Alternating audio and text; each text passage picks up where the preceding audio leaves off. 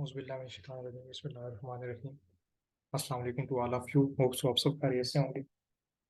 अच्छा, हम लोगों ने मटेरियल फिजिक्स के जो है वो पहले 2 चैप्टर्स क्लियर कर लिए थे।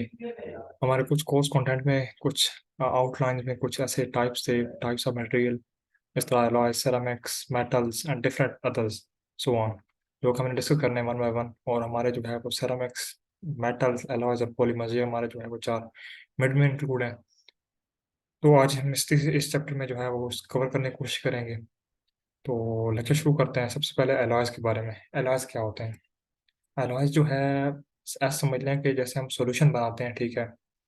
ये 2 मेटल्स को मेल्ट करते हैं, मेल्ट करने के बाद उनको आपस में अच्छी तरीके से मिक्स करते हैं, और मिक्स करने के बाद जब हम टेम्परेचर को लो करते हैं, कूल करते हैं उनको, तो वो एक हार्ड शेप बना देते हैं बड़े खूबसूरत किस्म की, जिसे कहते हैं एलॉयज़। ठीक हो गया? It is a mixture of 2 और मोर मेटल्स, आर मेटल और नॉन मेटल, मेटल और नॉन मेटल भी हो सकती है, ठीक है? जिस तरह एग्जांपल है हमारे पास ब्रास, जो कि एलॉय है, ठीक है? जब 2 मेटल्स कॉपर और जिंक को आपस में मिक्स करेंगे तो हमारे पास ब्रास एक एलॉय बनेगा, ठीक है? उसके बाद जो है हमने इसकी जो है वो डिफरेंट टाइप्स को देखना है, ठीक है? डिफरेंट टाइप्स जो है जब इसकी देखेंगे, इसमें जो है पहली टाइप्स है वो है सब्स्टिट्यूशनल एलॉयज़, दूसरी टाइप है इंटरस्टिशियल एलॉयज़। सब्स्टिट्यूशनल एलॉय ऐसे हैं कि जैसे एक मेटल का एक एटम्स है, ठीक है? एक एटम है, दूसरे मेटल के एटम को जाके सब्स्टिट्यूट कर देगा, जाके जस्ट उसकी जगह लग देगा, पूरा का पूरा मेटल नहीं जाएगा, ठीक है? तो इसका मतलब है सब्स्टिट्यूट हो गया, उसका कुछ पार्ट जो है उसकी जगह रिप्लेस हो गया, ठीक है? सब्स्टिट्यूशनल एलॉय मतलब एक मेटल पड़ा है बी, ठीक है? उसके कुछ हिस्से से वो एटम रिलीज होगा और उसकी जगह जो है वो एक मेटल है ए, वहां पे जाके वो एटम उसकी जगह जुड़ जाएगा, ठीक है? तो ये है क्या नाम है, सब्स्टिट्यूशनल एलॉय। इंटरस्टिशियल एलॉय में ये होता है कि बहुत सारे एटम्स एक मेटल के दूसरे मेटल में जाके एम्बेडेड हो जाते हैं, उनके कोर में जाके चले जाते हैं और एक स्ट्रक्चर बनता है, एक मिक्सचर बन जाता है, जो कि एलॉय कहलाता है, ठीक है? Interstitial alloy. Other examples brass, bronze, ठीक है, सोल्डर, ये सारे एग्जांपल हैं, ठीक है? इसके बाद हमने इसकी प्रॉपर्टीज को देखना है, ठीक है? ये जो है वो जब 2 मेटल को मिक्स करेंगे तो उनकी प्रॉपर्टीज कुछ जो है वो इंटरमिंगल्ड हो जाएंगी, कुछ जो है वो डिस्ट्रॉय हो जाएंगी, और इस तरीके से जो है हमारा, क्योंकि 2 डिफरेंट टाइप्स जो है वो 2 मेटल्स मिल रहे हैं, उनकी प्रॉपर्टीज हैं, ठीक है? डिफरेंट प्रॉपर्टीज हैं। तो उनकी प्रॉपर्टीज कुछ इंटरमिंगल हो जाएंगी, कुछ वैनिश हो जाएंगी, कुछ अच्छी कंस्ट्रक्टिव प्रॉपर्टीज हो जाएंगी, जिस तरीके से जो है वो ये एलॉय जो है वो स्ट्रॉन्गर हो जाते हैं, ठीक है? मेटल तो वैसे भी स्ट्रॉन्गर है, लेकिन दोनों की प्रॉपर्टीज स्ट्रेंथन मिलाने से एलॉय और भी मजीद स्ट्रॉन्ग हो जाएंगे। ये दोनों हार्ड भी हो जाएंगे, ठीक है? मतलब इनके कॉन्स्टिट्यूएंट पार्टिकल्स और ज़्यादा जो है आपस में जुड़ जाएंगे, और ये रेजिस्टेंट टू कोरोजन, मतलब ये इनको जो है वो जब इनको हम एटमॉस्फेयर में हवा में प्लेस करेंगे, जिस तरह जहाज वगैरह जो है, ये सारे एलॉय वगैरह से, मतलब इनका जो भी मटेरियल यूज होता है, एलॉय से यूज होता है, तो ये रेजिस्टेंट नहीं हो पाते हैं। इनका प्रॉपर जब ये फ्लोट कर रहे होते हैं, जा रहे होते हैं हवा में, तो कोई भी ये रेजिस्टेंट नहीं हो पाती। तो ये लॉन्ग टर्म में जो है बड़े अच्छे जो है हमारे लिए इस्तेमाल रहते हैं, resistant, more resistant to the corrosion, ठीक है? उसके बाद इनकी मेल्टिंग पॉइंट जो है और इलेक्ट्रिकल कंडक्टिविटी ये लो हो जाती है प्योर मेटल से, क्योंकि कुछ प्रॉपर्टीज इनकी डिस्ट्रॉय हो जाएंगी, ठीक है? मेल्टिंग और इलेक्ट्रिकल कंडक्टिविटी इनकी वैनिश हो जाएगी। वही प्रॉपर्टीज जहाँ मैंने बताई हुई हैं, वेट जो है इनका थोड़ा लाइटर हो जाता है, और लाइटर वेट होने की वजह से ये डिफरेंट बिल्डिंग्स में और डिफरेंट थिंग्स को बिल्ड करने में इस्तेमाल होता है। हीट रेजिस्टिविटी जो है वो ज़्यादा हो जाती है, कंडक्टिविटी कम हो जाती है, ठीक है? और इनकी स्ट्रेंथ जो है वो जो है स्ट्रांग हो जाती है, ठीक है? दो मेटल्स आपस में ज़्यादा मिलने से इनकी जो स्ट्रेंथन है वो ज़्यादा बढ़ जाती है। इस तरह ये स्टील एग्जांपल हो गई, ठीक है? ये इनकी एप्लीकेशंस हो गई। इस तरह बात जो है वो डिफरेंट एप्लीकेशंस हैं, ठीक है? डिफरेंट एलॉयज हैं, उनकी कंपोजिशन क्या है, जिस तरह अब यहाँ पे ब्रास एक एलॉय है जो कि कॉपर और जिंक से मिलकर बना है, दोनों मेटल्स हैं, ठीक है? और ये यूटेंसिल्स बनता है, इस तरह ब्रॉन्ज है, ये दो मेटल से यहाँ देखें मिलकर बन रहा है, और ये कॉइन्स और बेल्स और यूटेंसिल्स बनाने के लिए इस्तेमाल होता है, ठीक है? इस तरह जर्मन सिल्वर जो है वो मेकिंग यूटेंसिल्स बनाने में इस्तेमाल होता है। रोलन गोल्ड जो है वो मेकिंग चीप ऑर्नामेंट्स, जो ऑर्नामेंटल ब्यूटी होती है, उसको सजाने के लिए डिफरेंट बाजारों में और डिफरेंट जगह जहाँ पे यूज होता है, ठीक है? इसका ऑर्नामेंटल तौर पे, और making the guns, barrels, gears and bearings, ठीक है? ये इन चीज़ों को बनाने में इस्तेमाल होता है। आर्टिफिशियल ऑर्नामेंट्स भी बना के हैं इन ब्लेड्स ऑफ एरोप्लेन, जो मैंने आपको बताया, क्योंकि ये रेजिस्टेंट होता है कोरोजन के हिसाब से, तो ये ब्लेड्स वगैरह आयरन जो एरोप्लेन के ब्लेड्स होते हैं उनको बनाने में होता है। कॉइन्स बनाने में इस्तेमाल होता है, कंटेनर बनाने में इस्तेमाल होता है, ठीक है? ऑटोमोबाइल जो है वो फ्यूज बनाने में इस्तेमाल होता है। यूटेंसिल्स डिफरेंट टाइप का यूज होता है, ठीक है? फ्रेम ऑफ एरोप्लेन, वो भी बात आ गई। तो इन प्रिंटिंग प्रिंटिंग इंडस्ट्री में भी इसका बड़ा इस्तेमाल होता है।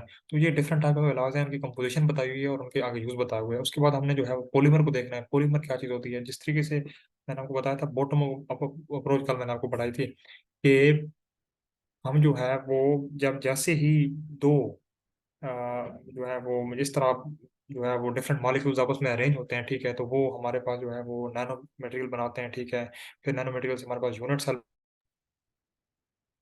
तरीके से पॉलीमर में क्या होगा, क्योंकि जिस तरह डिफरेंट यूनिट सेल्स मिलके आपस में बल्क मटेरियल को बना रहे थे, इस तरह जो है डिफरेंट मोनोमर्स जो आपस में मिलके जो है वो क्या करेंगे, एक बड़ा मॉलिक्यूल सिंथेसाइज करेंगे जो कि मैक्रो मॉलिक्यूल पॉलीमर कहलाएगा, ठीक है। Multiple of simple chemical units, ठीक है, डिफरेंट केमिकल यूनिट जो है आपस में मल्टीपल मल्टीपल का मतलब डिफरेंट केमिकल यूनिट आपस में कोवलेंट बॉन्ड के थ्रू लिंक होकर जो है वो कम्प्लेक्स मॉलिक्यूल बनाते हैं, ठीक है। उसके बाद हमने इसकी क्लासिफिकेशन देखनी है, ठीक है, पॉलीमर्स की। उसके बाद हम इसकी एप्लीकेशन देखेंगे। पॉलीमर क्लासिफिकेशन डिफरेंट टाइप्स की जाती है on the basis on the different basis हो गया। फर्स्ट ऑफ ऑल अवेलेबिलिटी की, किस तरह अवेलेबल होते हैं। नेचुरल पॉलीमर वो होते हैं जो कि हमारे पास नेचुरल तौर पर पाए जाते हैं प्लांट्स एंड एनिमल्स, जिस तरह प्रोटीन, स्टार्च, सेलुलोज हो गया। सेमी सिंथेटिक पॉलीमर वो होते हैं जो कि हमारे पास नेचुरली प्रेजेंट है, लेकिन इनमें हमने केमिकल मॉडिफिकेशन कर दिया। जिस तरह सेलुलोज एक नेचुरल है, उसमें हमने एसीटेट ऐड कर दिया है, तो हमारे पास सेलुलोज एसीटेट एक पॉलीमर बन गया, ठीक है। इस तरह सेलुलोज नाइट्रेट मतलब नेचुरली तो प्रेजेंट है, लेकिन इनमें हम केमिकल मॉडिफिकेशन हम अपने इस्तेमाल के लिए कर देते हैं, ठीक है। उसके बाद सिंथेटिक पॉलीमर्स वो हैं जो हम डिफरेंट अपने जो है लैब में बनाते हैं, जिस तरह नायलॉन 6 हो गया, पॉलीथर हो गया, ठीक है, एंड सो ऑन, ठीक है।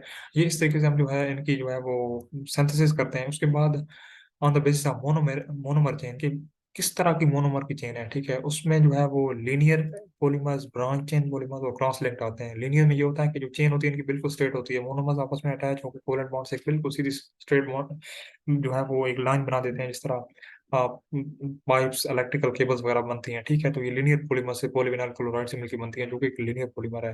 ब्रांच चेन पॉलीमर में ये होता है कि जिस तरह डिफरेंट केमिकल कंपाउंड्स की एक स्ट्रेट चेन होती है, और उनके किसी जगह पे जो है वो डिफरेंट अदर ग्रुप आके अटैच जाता है, डिफरेंट फंक्शनल ग्रुप या डिफरेंट आटम आके अटैच होते हैं, तो वो एक आधा एडिशनल ब्रांच जो है वो लग जाती है स्ट्रेट चेन पे। तो इसी तरह जो ब्रांच इन पॉलीमर होगा, तो उसमें जो स्ट्रेट चेन होगी उसके साथ जो है वो डिफरेंट और टाइप के फंक्शनल ग्रुप आके अटैच हो जाएंगे, ठीक है। डिफरेंट और चार टाइप्स एटम आके अटैच हो जाएंगे और एक ब्रांच चेन पॉलीमर स्ट्रक्चर बना देंगे, ठीक है। लो डेंसिटी पॉलीथीन इसका एग्जांपल है, ठीक है। क्रॉस लिंक में ये हुआ कि डिफरेंट स्टेट चेन्स हैं और डिफरेंट बाय फंक्शनल और ट्राई फंक्शनल मोनोमर्स हैं, वो डिफरेंटली, ठीक है, स्ट्रांगली कोवेलेंट बॉन्ड्स आपस में आके क्रिस क्रॉस मैनर से आपस में अटैच होते हैं, और उनकी जो चेन्स हैं वो भी क्रिस क्रॉस मैनर आपस में ओवरलैप हो जाती हैं, और एक क्रॉस लिंक पॉलीमर हमारे पास बनता है। बैकलाइट और मेलामाइन इसके एग्जांपल है।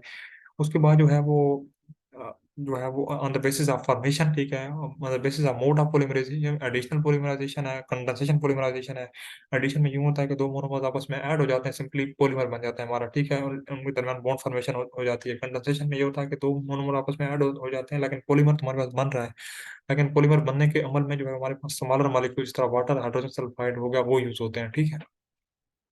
उसके बाद जो है on the basis of monomers के किस टाइप के मोनोमर्स उसमें मौजूद हैं, तो उसमें आता है होमोपॉलीमर एंड हेट्रोपॉलीमर। होमोपॉलीमर वो हैं कि जिसमें एक ऐसा पॉलीमर जिसमें single type of monomer through out structure रहे हैं, ठीक है। फॉर एग्जाम्पल मोनोमर जो है एक ही रहा है, मतलब अमीनो एसिड सारे के सारे अमीनो एसिड ही रहे हैं, ठीक है, होमोपॉलीमर आएगा, ठीक है। और हेट्रोपॉलीमर में क्या होगा कि एक ही टाइप की सिंगल टाइप ऑफ मोनोमर, मतलब है एक ही टाइप के एक जैसे मोनोमर, मतलब अमीनो एसिड है तो एक ही अमीनो एसिड जो है बार बार रिपीट होकर जो है स्ट्रक्चर बनाएगा। लेकिन हेट्रोपॉलीमर में क्या होगा, डिफरेंट टाइप ऑफ जो है मोनोमेरिक यूनिट्स आपस में आकर अटैच होंगे, जिस तरह नायलॉन 6 की फॉर्मेशन होती है, ठीक है। उसके बाद थर्मल बिहेवियर पे जो है वो अलग जब हीट दी जाती है तो उनको बड़ी जबरदस्त किस्म क्लासिफिकेशन है, थर्मोप्लास्टिक एंड थर्मोसेटिंग, ठीक है, इनकी बड़ी एप्लीकेशन हैं, ठीक है। तो थर्मोप्लास्टिक में ये होता है कि आपने पॉलीमर को हीट किया, वो लिक्विड फॉर्म में चला गया। अच्छा, अब लिक्विड फॉर्म में चला गया, ठीक है। लिक्विड फॉर्म में जाने के बाद आपने कूल किया, और कूल करते हुए आपने उसको रीशेप, मतलब इसको एक ऐसी जो है वो डिफरेंट फॉर्म में कन्वर्ट कर दिया, ठीक है, कूल करते हुए, ठीक है। अब क्या करेंगे, अब उस कोल्डेड फॉर्म को दोबारा आप हीट करेंगे तो वो वही फॉर्म, आपकी जो ओरिजिनल फॉर्म है वही आपको अटेन हो जाएगी, लेकिन केमिकल कॉन्स्टिट्यूंट प्रॉपर्टी कोई भी चेंज नहीं होगी। मतलब आप जितनी बार उसको 10 बार 15 बार हीटिंग करते रहें, तो आपकी जो रीशेपिंग और शेपिंग जो है वो होती रहेगी, लेकिन केमिकल कॉन्स्टिट्यूट में कोई चेंजिंग नहीं होगी, ठीक है। उसके बाद जो है वो थर्मो सेटिंग पॉलीमर, ऐसे पॉलीमर्स होते हैं जो कि सेट हो जाते हैं। जैसे हम आप किसी पॉलीमर को हीट देते हैं, वो लिक्विड में जाता है, लिक्विड में जाने के बाद वो जब सॉलिडिफाई होता है ऑन द कोल्डनेस, तो जब सॉलिड फॉर्म में होता है, जब हम उसको दोबारा हीट देते हैं तो अब उसकी केमिकल प्रॉपर्टीज सारी चेंज हो जाती हैं, ठीक है। तो इस तरीके से इनको सॉफ्टन नहीं किया जा सकता, तो ये सेट हो जाता है एक जगह पे, थर्मोसेटिंग पॉलीमर इसलिए को कहा जाता है। On the mode of formation इनको बनाया कैसे जाता है, इस पे इनकी क्लासिफिकेशन बड़ी जबरदस्त किस्म की हुई है, ठीक है। तो सबसे पहले होती है एडिशन पॉलीमर्स। एडिशन पॉलीमर्स में क्या होते हैं कि दो पॉलीमर आपस में आके अटैच हो रहे हैं, कोवेलेंट बॉन्ड बन रहा है, ठीक है, सिंपली पॉलीमर बन रहा है, ठीक है। कंडेंसेशन में ये होता है कि दो मोनोमर्स आपस में आके अटैच तो हो रहे हैं, लेकिन जो हमारे पास पॉलीमर बन रहा है उसके साथ हमारे पास बायो प्रोडक्ट भी बन रहे हैं। Bio products releasing molecules, water, hydrogen sulphide, methanol molecules, इस तरह के मॉलिक्यूल्स हमारे पास बन रहे हैं, ठीक है। रिंग चेन जो है और कैटायनिक एनायनिक और जो है हमारे पास एक होती है रिंग चेन, कैटायनिक और एनायनिक, इस तरह की जो फॉर्म्स हैं ये बड़ी 10 किस्म की फॉर्म है। और इनको समझने के लिए एक सिंपल जो है वो चीज़ आपने ये रखना है कि हमने एक एक इनिशिएशन होनी है, प्रोपोगेशन होनी है और टर्मिनेशन होनी है, 3 स्टेप होने हैं। इनिशिएशन में क्या होगा कि हमने एक इनिशिएटर मॉलिक्यूल ऐड करना है, ठीक है, जो कि हमारे पास डिफरेंट, हमारे पास वो चार्ज बिल्डिंग ब्लॉक्स बनाएगा। चार्ज बिल्डिंग ब्लॉक्स आपस में प्रोपोगेट हो के एक पॉलीमर का स्ट्रक्चर बनाएंगे। कैसे? रिंग चेन पॉलीमराइजेशन है तो हमने न्यूक्लियोफाइल यहाँ पे ये हमारे पास एक चेन है, ठीक है, क्लोज चेन है, इस पे हमने अटैच करवाया। जो न्यूक्लियोफाइल जब आके अटैच करेगा तो यहाँ पे देखें ये यहाँ पे जाके जुड़ गया, ठीक है। ये वाला बॉन्ड है, ये जो है यहाँ पे शिफ्ट हो जाएगा और उस पे नेगेटिव चार्ज आ जाएगा। तो हमारे पास ये नेगेटिव चार्ज है, ये भी एक न्यूक्लियोफाइल की तरह एक्ट करेगा, ये वाला पार्ट। ये दूसरी जाके क्लोज चेन को डिस्टर्ब करेगा और इस तरीके से ये लिंक होके होके एक पूरा प्रॉपरली एक पॉलीमर का स्ट्रक्चर बनाएंगे। देखें न्यूक्लियोफाइल यहाँ पे अटैच हुआ है, ये पॉजिटिव जो है, ये नेगेटिव जो है इस यहाँ अटैच हुआ है। अब इस पे नेगेटिव चार्ज आ गया, इस तरह ये यहाँ पे अटैच होगा और इस तरीके से एक पूरी चेन बन जाएगी। तो इस तरह ring chain polymer, ring chain opening इसको कहते हैं, ठीक है। मतलब चेन जो है वो क्लोज चेन जो है उसको हमने ओपन किया with the effect of nucleophile, ठीक है। यहाँ पे देखें ये जो है वो न्यूक्लियोफाइल अटैक कर रहा है, इसको चेन को ऊपर कर रहा है, देखें ये इलेक्ट्रॉन जो है यहाँ पे शिफ्ट हो गए। अब ये ऑक्सीजन जो है यहाँ पे जाकर जो है क्लोज चेन पे जाकर इसने इफेक्ट किया और इसने जाकर इसको ओपन कर दिया और इस तरीके से ये आगे से बनते बनते और एक प्रॉपर हमारे पास जो है वो यहाँ पे एन दिखाया गया कि मतलब बहुत सारा इस तरह जो है वो नंबर्स आपस में रिपीट, बिल्डिंग ब्लॉक्स रिपीट होकर जो है वो हमें बना रहे हैं, ठीक है। इस तरह पॉलीमर बना रहे हैं हमारा। फ्री रेडिकल पॉलीमराइजेशन में ये होता है कि जो यहाँ पे न्यूक्लियोफाइल हमने ऐड किया था ना उसमें इसमें भी न्यूक्लियोफाइल इनिशिएटर मॉलिक्यूल ऐड करेंगे, ऐसा चीज इनिशिएटर ऐड करेंगे जो यहाँ पे जाकर जुड़ जाएगा और इसकी फ्री रेडिकल बना देगा, मतलब रेडिकल्स बना देगा जिसके पास अनपेयर्ड इलेक्ट्रॉन्स होते हैं। रेडिकल्स आपको पता ही है जो कि हाईली रिएक्टिव होते हैं, ठीक है। अब अनपेयर्ड इलेक्ट्रॉन है, ये फ्री रेडिकल बिल्डिंग ब्लॉक बन गया। अब ये फ्री रेडिकल बिल्डिंग ब्लॉक जाकर दूसरे को जाकर डिस्टर्ब करेगा और इसी तरह डिस्टर्ब करते करते पूरे पॉलीमर का स्ट्रक्चर बनाएगा। तो इस तरह जो है फ्री रेडिकल जो है वो बिल्डिंग ब्लॉक्स जो है वो सक्सेसफुल भी आपस में अरेंज होके एक पॉलीमर बनाते हैं, जिस तरह फ्री रेडिकल पॉलीमराइजेशन जिसको हम कहते हैं। उसके बाद जो है कैटायनिक एंड एनायनिक पॉलीमराइजेशन है। इसमें ये होगा कि हमारे पास जो इनिशिएटर मॉलिक्यूल होगा वो कैटायन या एनायन होगी। देखिए यहाँ पे कैटायन बन रहा है, यहाँ पे एनायन, ये एनायन जाके इसको बिल्कुल रिंग चेन ओपनिंग की तरह ही होती है, ठीक है। यहाँ पे जाके इसको अटैक करेगा और ये इसकी रिंग को ओपन करवा देगा और इस तरीके से ये जो है वो नेगेटिव इस तरह के रैप करते करते जो है वो डिफरेंट टाइप जो है वो आगे पॉलीमर बना देगा। तो ऑन द बेसिस जो है वो रिंग चेन में जो है वो न्यूक्लियोफाइल अटैक करता है, ओपन जो है वो चेन कर देता है उसकी। फ्री रेडिकल में फ्री रेडिकल बिल्डिंग ब्लॉक्स बनते हैं on the attacking of initiator molecule, ठीक है। और कैटायनिक में एनाइन और एनाइन से हम लोग काम लेते हैं, ठीक है। अब हमने अपने रिएक्शन को स्टार्ट करते हुए और पॉलीमराइजेशन के लिए उसके बाद जो है हम इसकी एप्लीकेशंस की बात करते हैं, ठीक है। एप्लीकेशंस की बहुत ज़बरदस्त जो है वो है। एप्लीकेशन जो है वो उसमें डिफरेंट इसकी पॉलीमर जो है वो उसकी पॉलीमर पॉलीमर के डिफरेंट जो है वो ऑन द बेसिस क्योंकि बहुत ज़्यादा यूज़ हो रहे हैं, इनकी बहुत ज़्यादा एप्लीकेशंस हैं, ठीक है। जैसा वाउंड ड्रेसिंग, वैक्सीन, ठीक है, ये सारी जो है इसकी एप्लीकेशंस आ रही हैं, ठीक है। फिक्सेटर्स, बायोसेंसर्स, ठीक हो गया। जहाँ तक जो है वो एलॉय इसकी जो है हमने पहले एलॉय पढ़ा, उसके बाद पॉलीमर को पढ़ा, उसके बाद हमारा जो है लास्ट टॉपिक है वो है सेरामिक्स। सेरामिक्स जो है वो ऐसे सब्सटेंसेस होते हैं, ठीक है, इनऑर्गेनिक नॉन मेटालिक्स, ठीक हो गया, जिनको हम बहुत ज्यादा हीट करते हैं। हीट करने के बाद उनको डिफरेंट शेप में जो है कन्वर्ट करते हैं, हमारे पास डिफरेंट बहुत खूबसूरत किस्म की शेप्स आती हैं और जिनको हम यूज करते हैं, ठीक है। Firing an inorganic non metallic material such as clay at high temperature to form a solid material called जो है वो सेरामिक्स। सेरामिक्स जो है जिस तरह अर्थनवायर, पोर्सिलेन, ब्रिक हो गया, ठीक है। इसकी 3 टाइप्स हैं आगे, अर्थनवायर, ठीक है, स्टोन वेयर और पोर्सिलेन है, ठीक है। यहाँ पे जो है इसकी डायग्राम भी मैंने दिखाई हुई है, ठीक है। यहाँ पे देखिए ये अर्थनवायर है, ये स्टोन वेयर है और पोर्सिलेन है। होता यूं है कि अर्थनवायर जो है वो इसको क्ले को जो है हीट करते हैं और हीट करने से डिफरेंट शेप में इसको बना देते हैं, ठीक है। स्टोन वेयर जो है वो बड़ी डेंस टाइप होती है, मतलब बहुत भारी टाइप होती है और उसको प्रिजर्वेशन के लिए यूज किया जाता है स्टोन वेयर को। पोर्सिलेन में ये होता है कि हमने एक ऐसा सब्सटेंस बनाना होता है जो कि ट्रांसल्यूसेंट हो, जिस तरह ग्लास होता है, इस तरीके से हमने जो है वो जो है वो सेरामिक्स को बनाना है फायरिंग के थ्रू, ठीक है। Earthen is a type of ceramic which is the collective form of all products made of hard clay. जितनी भी प्रोडक्ट्स बनने उन सब की कलेक्टिव फॉर्म है अर्थन, ठीक है क्या? क्ले को फायर करते हुए, ठीक है? और जो है वो names come from keramos the Greek word potters clay. Potters clay का मतलब ये होता है कि डिफरेंट क्ले को डिफरेंट शेपों में देना, मतलब कितने डिफरेंट शेप्स में जाके कन्वर्ट करना, ठीक है? An opaque semi porous material made from the clay and other compounds. Stoneware में जो है वो हमारा डेंस जो है वो पोटरी होती है, जो कि मैंने बताया आपको, यहाँ पे देख लें। और पोर्सिलेन में जो हमारे पास हार्ड वाइट होती है, यहाँ पे देखेंगे लेकिन हैं तीनों हार्ड, लेकिन इनकी जो शेप्स हैं वो डिफरेंट है, और यही तो हमारा मकसद होता है कि हमने खाने के बाद इनकी शेप्स को डिफरेंट करना है। प्रॉपर्टीज में हार्ड होते हैं, ठीक है, वाटर रेजिस्टेंट होते हैं, ब्रिटल होते हैं, रिफ्रैक्टोमीटर रिफ्रैक्टरी होती है, heat very very heat resistant, thermal जो है वो बहुत ज्यादा रेजिस्टेंस है इनमें, ठीक है। थर्मल इंसुलेटर्स हैं, इलेक्ट्रिकल इंसुलेटर्स हैं, नॉन मैग्नेटिक हैं, ऑक्सीडेंट रेजिस्टेंट, मतलब कोई ऑक्सीडेशन वगैरह नहीं होती, तो इसलिए केमिकल अनस्टेबल है, तो बहुत ज़्यादा इनकी एप्लीकेशन जो है वो यूज़ की जाती है।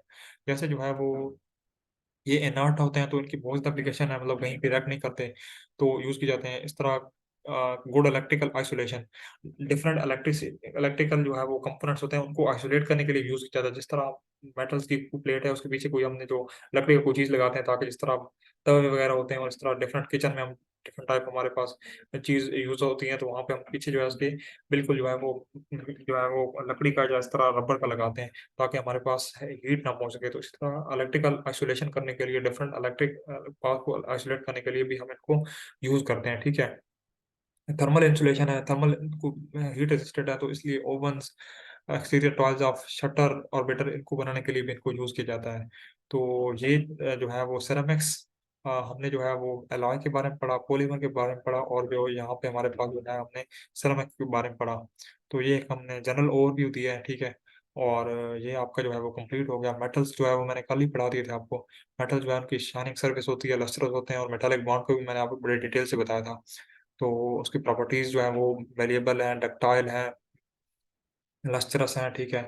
तो ये आज आपका जो है वो चैप्टर नंबर 3 भी कवर हो गया है। तो तैयारी करते रहें, और चैनल को लाइक कर दें, शेयर कर दें, सब्सक्राइब कर दें। अल्लाह हाफिज़।